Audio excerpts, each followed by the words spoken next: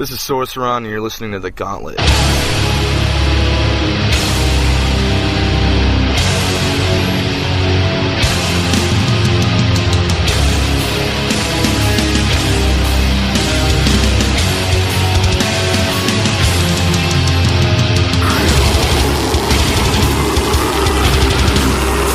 Are you running from the symphonic black metal sound? There is no symphonic black metal sound on this record. It's just, it's done. We've already done that sound. And, I don't know, I think it's important to make a different record every time, you know? Most of my favorite bands have made different records almost every time out, you know? So, that's something that we want to do as well. Like, when we do our next record, well, we're still gonna keep, because we really like what we came up with this time, but now we have even better ideas since then that we're like really stoked to do the next one. So I don't even want it. I want the next one to come out exactly a year after this one comes out, because we're just really on a roll right now, like creatively. So we'll get that, you know, done. What's on that roll? Like you're saying, you're on a roll right now. Like what does this new record sound like? I don't know, I guess you just have to hear it. It sounds... It's hard because I can't really say it sounds like any band because it doesn't. It just came really natural. You know, we were writing in the studio. Most of these songs were written in the studio and recorded in the studio during the same month. I had 2 of the songs written already, demoed, and then the rest we actually were in there and we're like, what are we going to do? Let's just record riffs and write and record as we go, and that's what we did. So the actual last week of recording is when we actually recorded the album. We did it really quick because we spent most of the time just writing it in the studio. So it's not as polished by any means, you know what I mean? We just did it and we were done with it, you know? We didn't look back on anything. It's interesting to hear you say that because your last album, I mean, some of your critics have even said that, you know, that was one of the things that maybe even took away from the sound was the fact that it was so scientifically precise. So, again, you're saying that this new one isn't as polished as the last album? Yeah, I mean, we just did it, and, I mean, there was some things that we left in from, we did like a demo of the song, and then when we recorded, we're like, fuck, just leave the demo part of that, you know what I mean, whatever. Grasshopper has entered the car with tequila. All right. Strangers bearing gifts. Oh my gosh. Alcoholic gifts from Mexico. Oh, well, Sorceron, you know, here at the Gauntlet, man, we like to display love for our metal brothers, so nothing says love like fucking tequila. I'll agree with that. Wow, there is whiskey, and there is Jaeger. There's some other things. Yeah, there's other gifts that we could bear. We'll call Jason. D-Flow-X and Grasshopper here with the Gauntlet.com. This is a pretty evil shot glass. Yeah. And yes, I brought the satanic shot glass. Sorceron is now holding a shot glass with Satan's face right on the front of it and filled with tequila. Cheers, infernal fucking hails, bro. There we go. He's just raw dogging it right out of the bottle.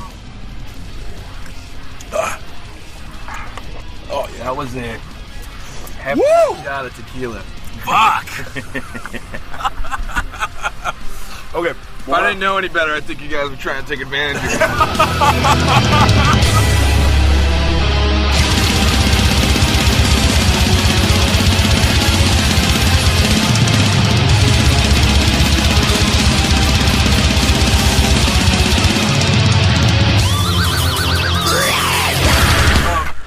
I kind of want to continue to talk about the new album because I think that's the main reason people are listening to this interview right now. People want to know what the new album. By the way, I just want to say we are in the truck with Sorceron from Abigail Williams. We're about to hear some of the new tracks from your new album. This is the first time I've done an interview talking about this new album, by the way. Is that right? Yeah, we haven't talked about it. We kept it. Because they were waiting over the fucking dungeon, that's why.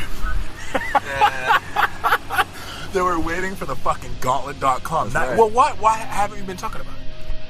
Well, for one, because we didn't want to... A lot of people want you to talk about what you're going to do before you do it. And it's just like, How takes the energy fuck do away we know? from it. We don't know what we're gonna do. We had no idea, to be honest. Only thing we said was, let's make an honest album. Let's just go in there and come up with shit, collectively. I mean, obviously there's songs that just I wrote, like, in the past, but I gotta say, like, this was more of, like, a group effort than anything we've done, There's songs where we legitimately wrote as a band, and we don't even know whose riffs are whose on some parts, because we're like, did I write that? Or did you write that? I don't know. I think we both did, you know what I mean? It's just like, which is something new for the band, Well, I mean, and yeah, I was just going to kind of back up because I remember in our last interview, you had mentioned that you did, I was surprised to find out that you did the majority of the arrangements and even the playing on the album, and I didn't realize that. So it sounds like you really finally got a band that you can trust to write songs with. Yeah, I mean, it was awesome. I mean, I still did the production, and I still played the bass, and, like, half the guitars. I still did and the vocals, and the keyboards. But, I still did my, like, more than usual amount of work, but I didn't feel like I was, you know what I mean? It just felt like it was still like we don't have a keyboard player, so that's why I did that, and we don't have a bass player right now. We just have people filling in, so, 2 days before we were done with the album, we're like, we need to do the bass. I'll just do it, and got it done. And, I don't know. Then we sent it off to Peter Taktron to mix, which I think came out pretty nice. Pretty much exactly what we wanted. He mixed it out there? Yeah. Yeah, and, he mixed it, and then we were just like, okay, we have just a few comments, and then he fixed that. He did it so quick, and then we're just like, that's good. We're done, so. Do you choose to comment on why you didn't work with James Murphy again?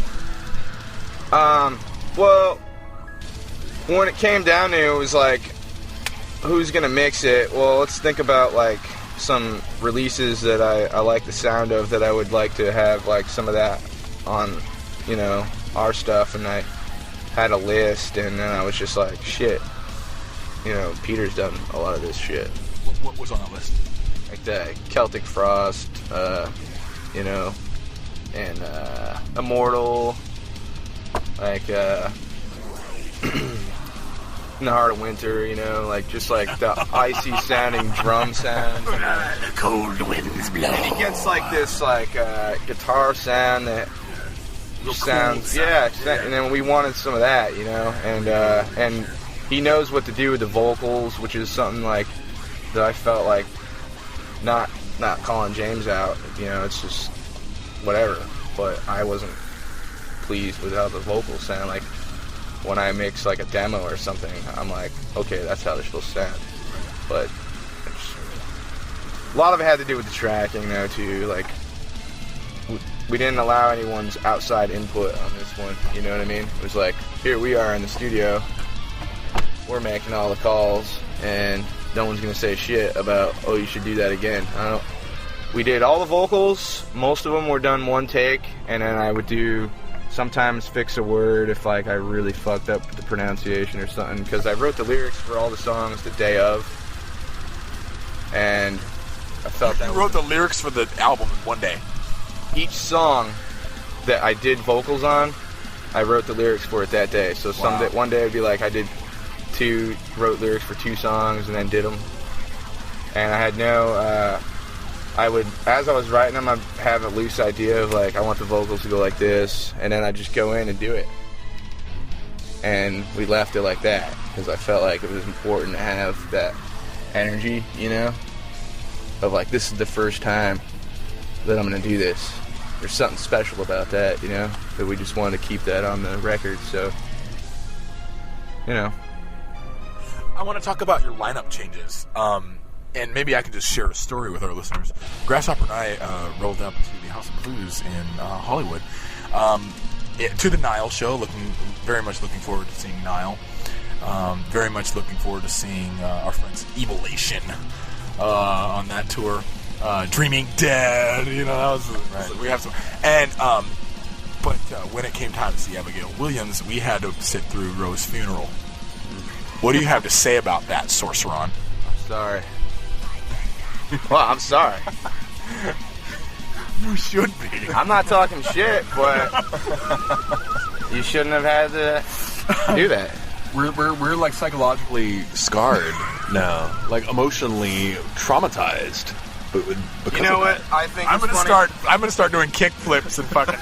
Here's what I think. Something funny about that. Okay. Here you are. You know, like people like to talk shit about us for some reason. We get like the label. Oh, they're a. Oh, it's my girlfriend calling me. What? Man. Hey, let me call you right back. I'm doing an interview. Cool. All right, bye. See that? Nicely done. On the air. On the air. So, what was I saying? Oh, Well, yeah, I'm reading on Metal Sucks. There's a site, and I'm like, oh, cool. Oh, they announced the tour. Oh, they specified right on the announcement for the tour that they don't even like us, and they're sponsoring the tour. Good job.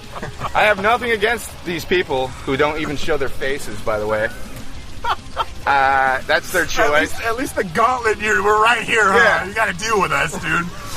Fucking hate it or love it. Here it is. I usually like this. I actually, and I'm not really that bothered by it. I think it's kind of funny because, I mean, I'm glad that happened because it's just like, I would expect that. It's just odd that here they are, oh, we don't really want this hardcore bullshit on the... First of all, everybody that's seen us and actually watched knows that we have none of that going on. But here the site is just saying this, and then, oh yes, they're no longer on the tour. They made an announcement about that. The now Abigail Williams free Nile tour. And what the fuck happens? That's the punishment. They get Rose funeral. Which is quite a fucking punishment. I'm not talking shit. We are.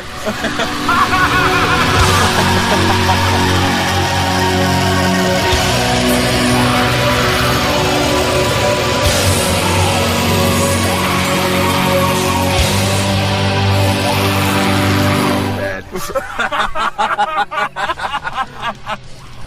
So, Sorceron, I want to hear some fucking Abigail Williams, dude. Let's hear some shit. Okay, before you go on, I just want to get some reactions. Okay, what was the name of the song that we just heard here? Maldiction. Maldiction. I mean, the song, the thing about Abigail Williams, your songwriting is remained intact, but I really hear this, like I think you mentioned while we were listening to the song, nostalgic. Where is that coming from?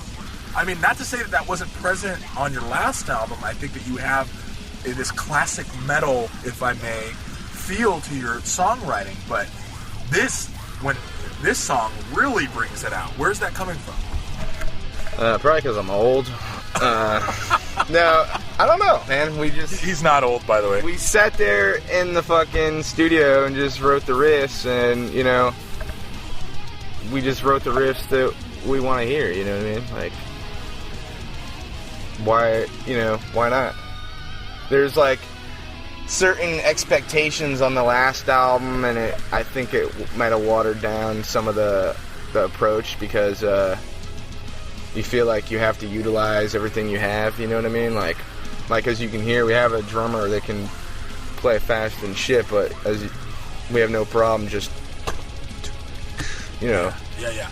And he's referring to a section right at the end there that it just the tempo change just really just falls into a group. Nothing said, just an epic ton of metal dropped on you and just slow pace. And even the vocal approach, you really crank the fucking verb on this in a black metal way. It's almost necro. That's the way it's supposed to sound. Yeah. That's the way we've wanted it. That's the way I try to get it to sound live. That's the way when we do the demos, that's the way it sounds. That's the way it should sound, you know? I mean, to me, that's just the way it sounded, you know, in our heads, so. I'm looking forward to hearing some more tracks, man. Let's hear some more shit. All right. Turn it back on.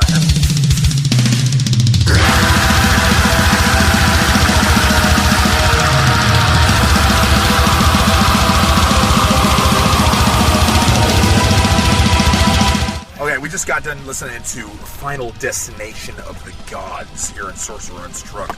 And can I just say, if anybody thought for a minute that Abigail Williams had a little bit of core in them, It's gone. Yeah. What happened? I don't know. I mean, we're not influenced by any sort of core band. I can understand, like, we had some, like, rhythmic sections in the past with, like, symphonic stuff going over the top. I don't know, there's this fucking Abomination out there right now. It's a 3-letter band name that does something like, not like anything what we do by any means, but some listeners are confused, and I think maybe the fact that we've shed some members to them in the past as well kind of confused people that are sort of like weak in wits, you know? Yeah. I don't know. I think that they're going to listen to this and be very they already have. put off. I mean, those kids have been coming to our shows for the last 2 years and slowly just stopped coming because they realized, like, wait a minute, there's no, like, dancing parts, there's no what the fuck's going on, you know what I mean? However the fuck that happened, it's beyond me, but, I mean, they just stopped coming, you know what I mean? There's always going to be a couple stragglers. People like music, that's, at the end of the day, say you're into this shit, you know what I mean?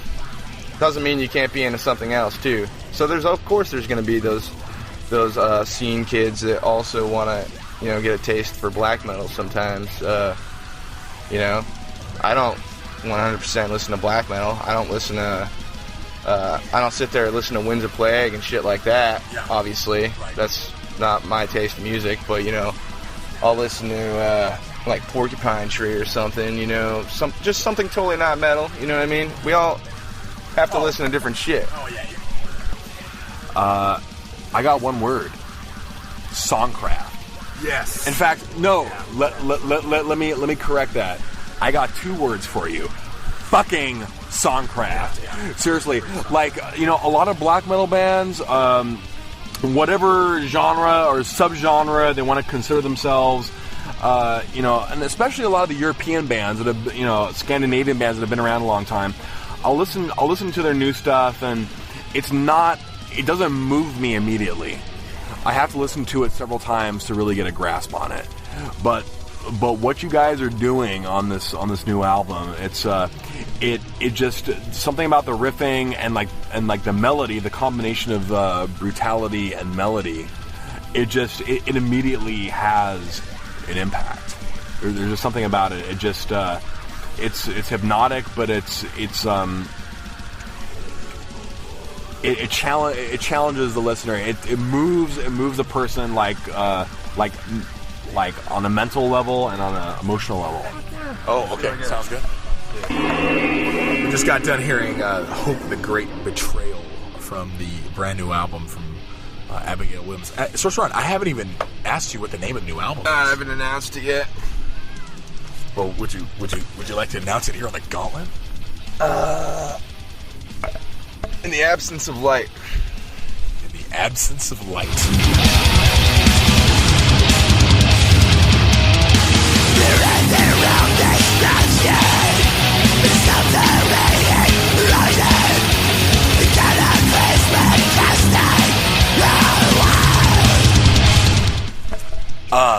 Source Run, I'm going to ask you kind of a deep question, and then I'm going to kind of enter interview. You know, with bands from like Mystium to Portal to fucking Wolves in the Throne Room to Watain, what is black metal anymore? It's just, more than anything, it's an ideology, but it's so widespread that it's hard to say, you know?